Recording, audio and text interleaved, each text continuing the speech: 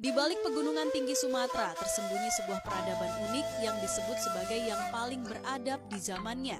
Suku Karo, masyarakat mandiri dengan sastra, ilmu pengobatan, dan tradisi yang memukau. Namun, kisah mereka nyaris hilang dari sejarah.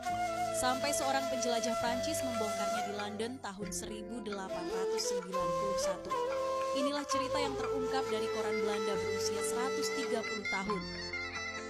Pada 1891, di Kongres Orientalis London, Jules Klein, seorang penjelajah Prancis, membuat sensasi dengan laporannya tentang suku Karo.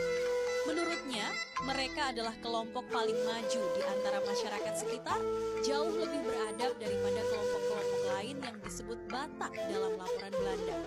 Padahal, tak satu pun orang Eropa pernah menginjakkan kaki di tanah mereka, dikelilingi pegunungan dan hanya memiliki 2 jalur rahasia, wilayah Karo seperti benteng alam. Tapi justru di isolasi ini, mereka menciptakan peradaban unik, sastra ilmiah, sistem kesehatan, dan seni yang mengagumkan, jauh melampaui kelompok lain yang kerap dikaitkan dengan mereka.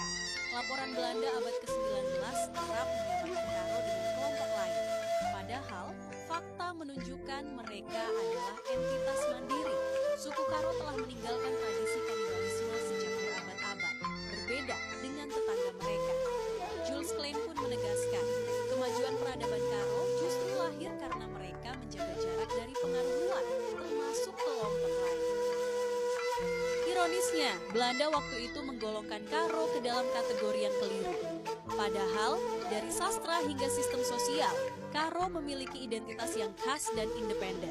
Ini bukti bahwa klasifikasi kolonial sering mengaburkan kebenaran sejarah. Kini, 130 tahun setelah laporan Klein, suku Karo tetap menjadi simbol kebanggaan Sumatera.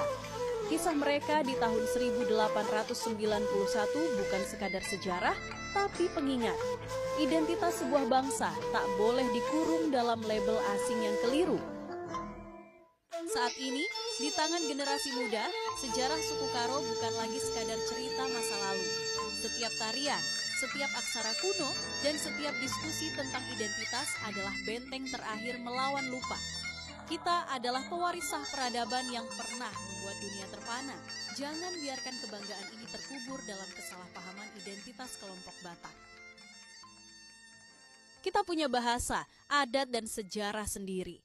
Jangan mau dipaksa masuk dalam identitas yang bukan milik kita. Bersuaralah untuk identitas kita bahwa Karo bukan Batak.